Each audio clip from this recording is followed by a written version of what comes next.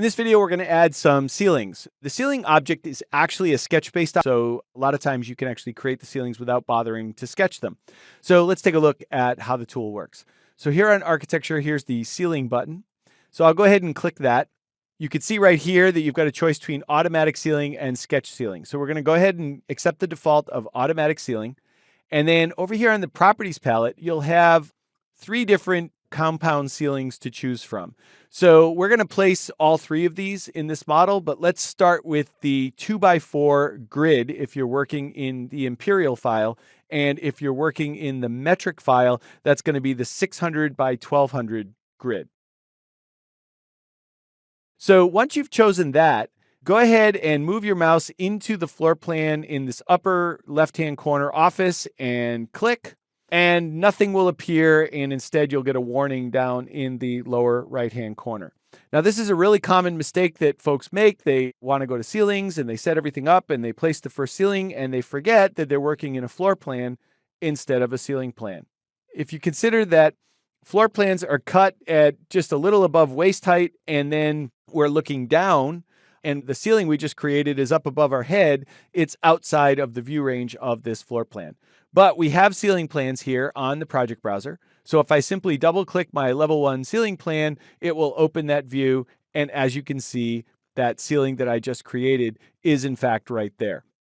I'm going to go back to the ceiling command, accept all the same settings. It should remember the settings that we just did and place additional 2x4 or 600 by 1200 ceilings in the offices on the left-hand side and also in these 2 offices right here. Then I will change to the 2x2 grid or the 600 by 600 if you're working in metric and create a ceiling in this break room here with that type. And then finally, we'll change to the plane ceiling. And we want a plane ceiling here. You can now place a plane ceiling in each of those spaces. So let's click the Modify tool. Okay, so those are all the ceilings for now. We're going to create one more in a moment, but let's next direct our attention to the grid patterns themselves. So I'm going to focus on these offices over here for a moment.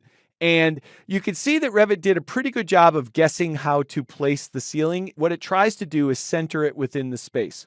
Now, notice that if you move your mouse around in that space, you can actually highlight the individual grid lines. So I'm going to select this one right down the middle here. If you want to adjust the position of that ceiling, you can move it, rotate it, or align it, and it will shift the entire pattern. So let's try rotating that. So I'm going to click the Rotate tool, and notice that the center of rotation came in a little bit of an odd location there. So just go ahead and drag that dot to the midpoint, which is a better choice. That'll keep the ceiling centered as we rotate it. And then I'll come over here to the angle field, put in 90, press enter, and that will rotate that ceiling grid 90 degrees. So if you want the long direction to go the other way, it's as simple as that. Now, of course, you could put in any angle you want. It doesn't have to be 90 degrees, but 90 degrees seems like a pretty logical choice right there. Now, if I pan over here, and let's say that I wanted to shift where this ceiling begins, I didn't like the way it's centered by default, you can actually select one of the grid lines and simply move it. Now, I'm just going to do that by eye just to show you how that works. And notice that the entire grid pattern will move with the line that I moved. Now, I'm going to do Control Z to undo that. So while you certainly could do that, the only way I think you can make a good decision about if it needs to move, and if so, how far, is once you start placing fixture location, and then finally select all 4 of these and go to Copy. And this time I'll use the multiple option and copy it into the other spaces. Once I've done that, I'll cancel out of the command. Now it becomes clear that we need to shift those grids a little bit in order to position those lights better. So if I go back to my grid line and select it and back to the move command, then I need to kind of look at it and make a decision about how far it should move. And it looks to me that if I move about half a tile, I should be in pretty good shape. So I'm going to snap right to the corner of the light and then right along the middle of the light and that should do the trick. Notice that moving the grid line will take all of the lights with it. So I'll simply repeat that in each of these other rooms. And then in the other direction, I'll repeat it again. And again, it looks like about half the tile ought to do the trick. And that looks pretty good. And now I want to match these rooms to that. Now you could continue to use move, but here I think align will be a little bit faster.